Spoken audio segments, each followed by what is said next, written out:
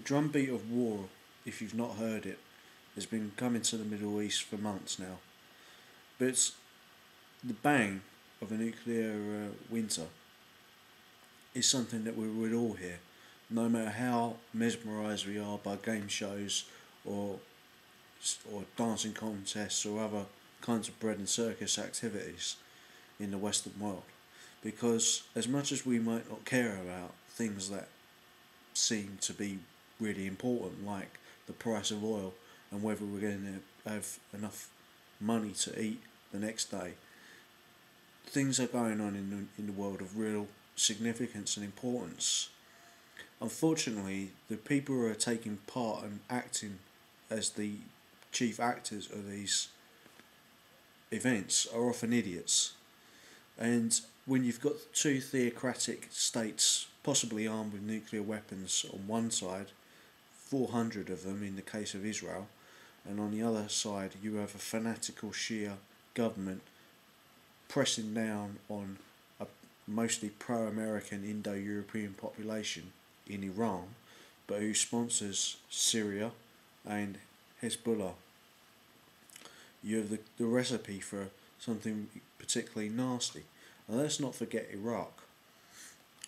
The territory of Iraq is being left by the Americans, and it's the vortex and gap that's been left there will be filled by the Iranians, if it hasn't already been filled by the Iranians, since they have Muqtada al-Sadr controlling the south and Nouri al-Maliki as Prime Minister in the north of Iraq. As I said in the Syrian vortex video, you have the possibility of ethnic and religious conflict throughout Syria and Iran has its own problems with the Kurds and in this case the minority Muslim population is the Sunnis because the Shia are the majority in Iran. Just as Iraq has, just as Syria has, there's a pattern. If the Israelis were smart, they would try and get behind the Arab Spring and possibly manipulate the different ethnicities to bring about some sort of détente in the Middle East. But they're being led by Benjamin Netanyahu, a deeply flawed character. Whether you believe in his policy of a steel wall surrounding Israel as a fortress and apartheid state or not, you must understand that he has been Prime Minister over and over based on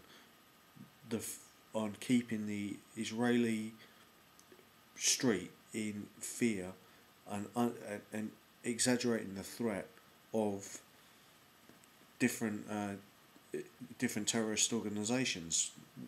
He doesn't have to show much exaggeration when people are walking on buses and blowing themselves up and taking Israeli civilians with them. But he did exaggerate the threat from Iran.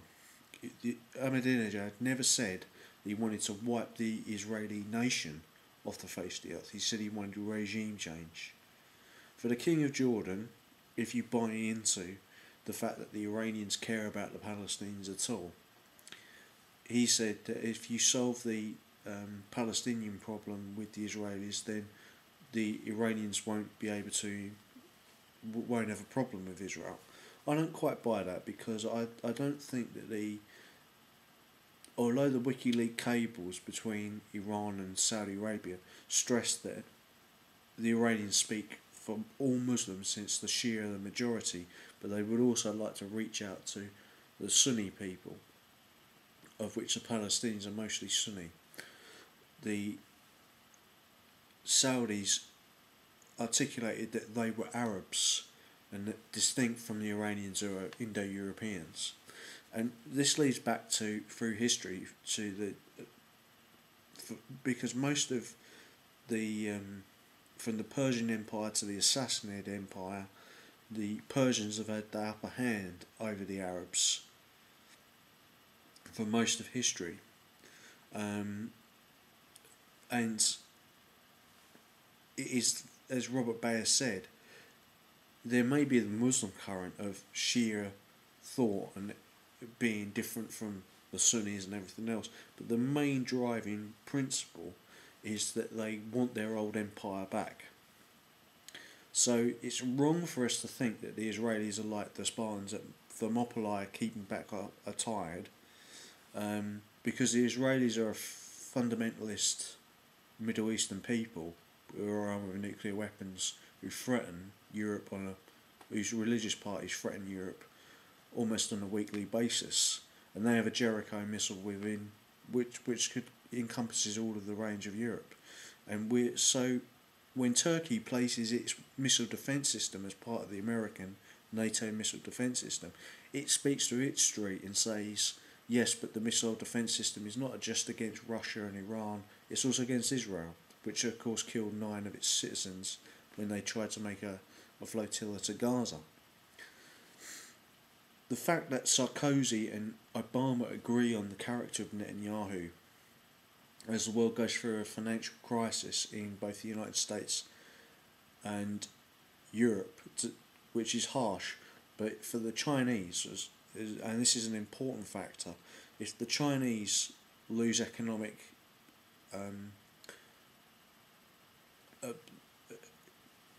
competitiveness, their population will starve.